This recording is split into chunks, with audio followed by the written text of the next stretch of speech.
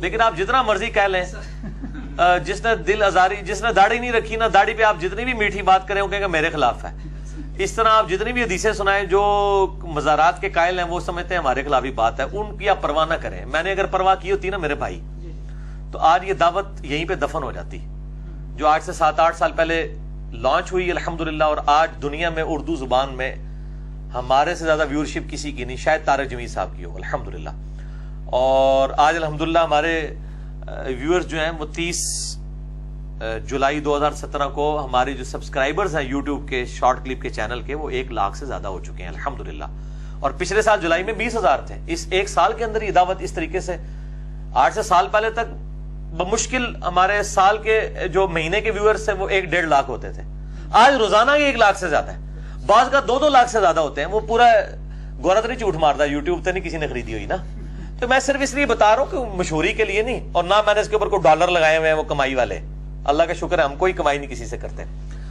تو اس چیز کی آپ پرواہ نہ کیا کریں. اس کی پرواہ ہم کرتے ہیں نا تو میرے بھائی کب سے ہم گھر ہی بیٹھے رہتے ہیں. ہم کوڑے، ہم نے معاملات دیکھے اور پھر اللہ کے لیے آواز بلند کی ہے. تو آپ نے جو کچھ کیا مجھے بڑی خوشی ہوئی ہے کہ آج ایک کامن پبلک ہے. یہ میرا خیال ہے یہ کوئی ملا کے وہ تقریباً 150-200 کوسچن ہو چکے ہیں. اگر آپ جس طرح آپ کے میں نے سوالات کے جوابات دیے ہیں اس میں میں نے 20 کوسچن سالو کر دیے ہیں. جو لوگ یعنی دین کے لیے وقف ہوئے ہوئے ہیں اور انہوں نے تو قربانی کرنی ہے. چوپڑیاں نالے 2-2 تو نہیں ہوگی. اب نبی صلی اللہ علیہ وآلہ وسلم یعنی جب دین کے لیے آپ نے اپنی دعوت لانچ کی تھی تو آپ کا دفتر مہمان خانہ گھر نہیں تھا، مسجد نبوی تھی. وہ جو ریاض الجنہ والا حصہ ہے وہیں پہ آپ بیٹھے ہوتے تھے. وہی آپ کا دفتر تھا، وہی آپ کا مہمان خانہ تھا، وہی آپ کا آفس تھا، اور وہی آپ سمجھ لیں آپ کا مرکزی جہادی پوائنٹ تھا جہاں سے آپ لوگوں کو روانہ کرتے تھے. سب کچھ وہی تھا. تو اس طریقے سے چند ایک لوگ جو وقف ہوئے ہوتے ہیں دین کے لیے، ان کے لیے پھر یہ ہے کہ وہ سبسسٹنس لیول کے اوپر اپنے بیوی بچوں کے معاملات کو لے کے چلے. اور ادھر آگے آجو فرحان، ادھر آگے بیٹھے. باقی نان و نفقہ پورا کریں، وقت بھی اتنا ضرور دیں کہ مطلب معاملات توجہ کے ساتھ اولاد کے ساتھ چلتے رہے. اور باقی ظاہر ہے ان کی بیوی بچوں کو، مطلب میری وائف تو کرتی قربانی الحمدللہ. تو وہ اس طرح کے لوگ جو دین کے لیے وقف ہیں ان کو تو قربانی کرنی پڑے گی. یہ تو امپاسبل ہے کہ انسان مکمل طور پر یعنی وقف ہوئے بغیر کسی کام کو لے کے چل سکے. مجھے پتا ہے کہ میں اپنے نوکری کے ساتھ یہ معاملات کتنی مشکل سے لے کے چل رہا ہوتا ہوں، ٹھیک ہے. اس لیے میں نے اب ارادہ کیا ہے، کوئی حالات و واقعات بھی ایسے بننے شروع ہوئے ہیں کہ میں یعنی فل ٹائم، ابھی 40 سال الحمدللہ میری عمر ہونے والی ہے، تو میں اپنے ذاتی ریسورسز مینج کر رہا ہوں. یعنی چندوں کے اوپر، چندوں پہ تو میں آپ کو بتاؤں مجھے تو فونوں کے اوپر لوگوں نے بلٹ پروف گاڑیاں آفر کی ہوئی ہیں، یعنی جو پرائم منسٹر کو ملتی ہے. اتنی لوگ محبت کرتے ہیں. لوگ کہتے ہیں جی آپ کی وجہ سے ہماری آخرت سنور گئی ہے. ہمارے لیے 1.5-2 کروڑ روپے آپ کے لیے بھیجنا کوئی مسئلہ نہیں ہے، لائف ٹائم کا خرچہ. کئی لوگوں نے کہا جی آپ دوسرے ملک میں آ کے شفٹ ہو جائیں، آپ کو اسپانسرشپ دیتے ہیں، آپ آ کے آ جائیں، جرمنی سے، آسٹریلیا سے، امریکہ سے، یورپ سے. میں کہتا ہوں یار میں ادھر سکون سے بیٹھا ہوا ہوں الحمدللہ، اپنے ماں باپ کے پاس ہوں، بیوی بچوں کے پاس ہوں. تو لیکن جو لوگ دین کے لیے کام کر رہے ہیں نا جی، ان کو تو پھر ان صلاتی و نسکی و محیایا و مماتی للہ رب العالمین، تن من دھن ان کو لگانا ہوگا. کچھ لوگوں کو تو اس لیول کے اوپر پھر وقف ہونا ہوگا. یعنی یہ پرائم منسٹر ہیں، وہ یہ کہیں گے جی میں نے 8 گھنٹے کی بس ڈیوٹی کرنی ہے. نہیں، وہ پوری نیشن کی لیڈرشپ کے اوپر ہے. ان کو تو دن رات اوڑھنا بچھونا جو ہے نا وہ پھر حکومتی معاملات ہوں گے. جو میں نے بتایا کہ حضرت عمر جو صحیح بخاری میں آتا ہے کہ جی میں جنگی پلاننگ بھی جو ہے وہ یعنی کہ نماز میں کر رہا ہوتا ہوں. یعنی اس لیول تک پھر وہ آپ کے اوپر حاوی ہو جاتی ہیں چیزیں. اس طرح آرمی چیف ہے، مطلب اس کی رسپانسبلٹی ہے اتنی بڑی سرحد کی حفاظت کرنا، تو اس کو تو اب فل ٹائم ہی اپنے آپ کو ملازم سمجھنا چاہیے. وہ یہ نہیں کہ جی میں صبح 9 بجے آیا تھا تو 5 بجے چھٹی ہو گئی ہے، نہیں. اور ماشاءاللہ یہ لوگ جو اس لیول پہ ہوتے ہیں وہ فل ٹائم ہوتے بھی ہیں. مطلب بتانے کی ضرورت نہیں ہے، یہ سب لوگ میں نے پوری ڈیڈیکیشن کے ساتھ کام کر رہے ہوتے ہیں. دین کے لیے بھی لوگوں کو اسی طریقے سے وقف ہونا چاہیے. اور یہ اسی صورت میں وقف ہوگا کہ بھائی جب جو لوگ ایسے وقف ہوئے ہیں، میں یہ اپنے لیے نہیں بات کر رہا، میں نے اپنے لیے بار بار اناؤنسمنٹ کیا کہ میں اپنی ذات کے لیے دین سے 1 روپیہ کمانے کو بھی حرام سمجھتا ہوں، اگرچہ میں سورس آف انکم دین کو بنانے کو سبسسٹنس لیول پہ جائز سمجھتا ہوں. خلفائے راشدین کا سورس آف انکم دین تھا، نبی علیہ السلام کا اپنا سورس آف انکم یہی تھا کہ آپ کو بیت المال سے سبسسٹنس لیول پہ ملتا تھا. یہ نہیں تھا کہ آپ نے کچھ جائیدادیں بنا لی تھی، سبسسٹنس لیول پہ. لیکن میں دوسرے لوگوں کے لیے بات کروں گا کہ جو لوگ دین کے لیے وقف ہوئے میں،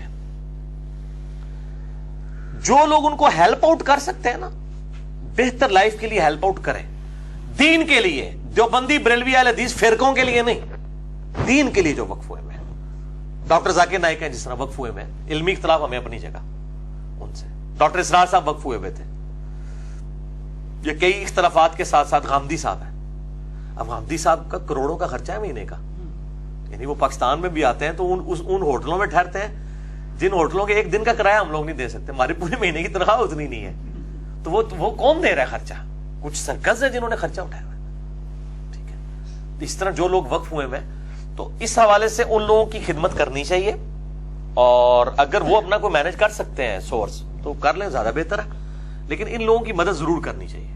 لیکن میں پھر بات کر رہا ہوں کہ میں فرقوں کے علماء کی یہ بات نہیں کر رہا ہوں جو دین کے لیے واقعی دین اسلام کے لیے خدمت کر رہے ہیں، ان کے لیے، فرقوں سے ہٹ کے دوسرا دے کر پیا پھٹی کوڑی نہیں دینی چاہیے، وہ اللہ کی رائج نہیں جا رہی ہے، مولویوں کی رائج جا رہی ہے۔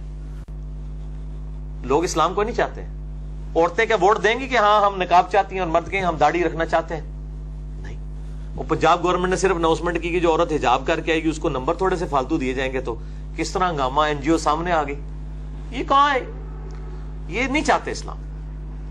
تو اس لیے پبلک جو ہے وہ اس میں فکر عام کرنی چاہیے کہ لوگ ایجوکیٹ ہوں، رائمہ ہموار کریں، ڈنڈے کے زور پہ نہ کریں۔ میں تو اس حق میں نے تو یہاں تک بات کئی دفعہ کی ہے کہ اگر میرے ہاتھ میں حکومت آ جائے میں مزارات نہیں گراؤں گا جب تک میں بریلویوں کو اتنا ایجوکیٹ نہیں کرتا کہ وہ خود مزار گرائیں، ورنہ افغانستان میں جو اس طرح زبردستی کا اسلام نافذ کیا گیا اس کا فائدہ ہوا ہے۔ اسی طریقے سے یہ جو دھرنا سیاست ہے یا جو طالبان والا معاملہ ہے، سیاست کرنے والا، یا اس طرح یعنی تلوار کے زور کے اوپر ایک اسٹیبلش سسٹم کے خلاف کھڑا ہونا، اور اس طرح کچھ جو جہادی تنظیمیں کرتی ہیں، میں تو اس سسٹم کو بالکل اسلام کے خلاف سمجھتا ہوں جی، قطعا۔ ان کے خلاف بھی مجھے شک نہیں ہے، ان کے طریقے کے اوپر شک ہے، ٹھیک ہے۔ ایک پولیٹیکل سسٹم ہے، ایک ڈیموکریسی ہے اس ملک کے اندر، ٹھیک ہے، اس میں کمزوریاں، لیکن بہرحال میں کہتا ہوں دنیا میں پاکستان سے بہتر اسلامی ملک کوئی نہیں ہے جہاں پہ فریڈم آف ایکسپریشن تو ہے نا۔ یعنی میں جو اسلام کے اوپر بات کر رہا ہوں، میں سعودیہ میں بیٹھ کے تو یہ باتیں نہیں کر سکتا۔ خلافت و ملوکیت، سیدنا حسین اور کو اوپر کرنا اور یزید کو نیچے کرنا ہم سوچ بھی نہیں سکتے۔ تو میں کہتا ہوں پاکستان جیسا تو کوئی، یعنی جتنے دنیا کے ملک ہیں ان میں سب سے زیادہ اگر کوئی اسلامی ہے تو پاکستان ہی ہے۔ تو اس لیے ہم تو مطلب بڑے خوش ہیں اس ملک کے اندر کہ ہمیں فریڈم آف ایکسپریشن ہے۔ یہاں پہ آپ دیکھیں کتنے لوگ ٹی وی پہ آ کے اس کا ناجائز فائدہ بھی اٹھا رہے ہیں، پرائم منسٹر کو گالیاں نکال دیتے ہیں، آرمی چیف کے بارے میں باتیں کرتے ہیں، لیکن نہیں اٹھائے جاتے لوگ۔ کیا ہوتا ہے، زیادہ سے زیادہ لوگ تھوڑا پروٹیسٹ کر لیتے ہیں، میڈیا میں ہی رہتے ہیں وہ لوگ، لیکن باہر کے ملکوں میں تو آپ سوچ بھی نہیں سکتے یہ چیز۔ تو اس لحاظ سے تو بڑا یہ نعمت ہے ہمارا ملک، میں اس کو اس لحاظ سے اسلام کا قلعہ سمجھتا ہوں۔ باقی جو گمراہی ہے وہ اپنی جگہ، رائمہ ہم وار کر رہے ہیں، الحمدللہ ہمیں موقع ملا ہے، پوری دنیا میں آواز جا رہی ہے، یہاں بیٹھے ہوئے ہیں، ورنہ یہی آواز اگر آپ سمجھے سعودیہ یا ایران سے اٹھی ہوتی تو سب سے پہلے ہمیں اٹھا لیا گیا ہوتا۔ یہ تو اللہ کی مہربانی ہے کہ یہاں پہ مطلب ہمیں آزادی موجود ہے۔ باقی یہ ہے کہ کوئی اینٹی اسٹیٹ ایکٹیویٹیز نہیں ہونی چاہیے، بالکل ایسے لوگوں پہ نظر رکھنی چاہیے جو اینٹی اسٹیٹ ایکٹیویٹیز کر رہے ہیں۔ رائے عامہ آپ کتاب و سنت کے دائرے کے اندر ہموار کریں، لیکن کوئی ایسی چیز نہ ہو جس سے انارکی پھیلے۔ اس لیے بخاری مسلم کی کئی احادیث ہیں کہ حکمرانوں کے خلاف خروج کو منع کیا گیا ہے۔ میں نے یہ مسئلہ خروج پہ مسئلہ 101 ریکارڈ کروایا ہے۔ سیدنا حسین کا جو معاملہ تھا وہ الگ ہے، آج والا معاملہ بالکل الگ ہے، میں نے احادیث کی روشنی میں بتایا، کیونکہ پھر اس کے نقصانات زیادہ ہوتے ہیں فائدے کی بجائے۔ تو آپ کے سوالات اس حوالے سے مکمل ہو گئے ہیں جو مطلب پبلک سے ریلیٹڈ تھے۔ اللہ تعالیٰ سے دعا ہے جو حق بات میں نے کہی اللہ تعالیٰ ہمارے دلوں میں راسخ فرمائے، اگر جس بات میں میرے منہ سے کوئی غلط بات نکل گئی تو اللہ تعالیٰ ہمارے دلوں سے ہی معاف کر دے، ہمیں کتاب و سنت کی تعلیمات پر عمل کر کے دوسرے بھائیوں تک پہنچانے کی توفیق عطا فرمائے۔ سبحانک اللہم وبحمدک، اشہد ان لا الہ الا انت، استغفرک واتوب الیک، وما علینا الا البلاغ المبین۔ جزاکم اللہ خیرا۔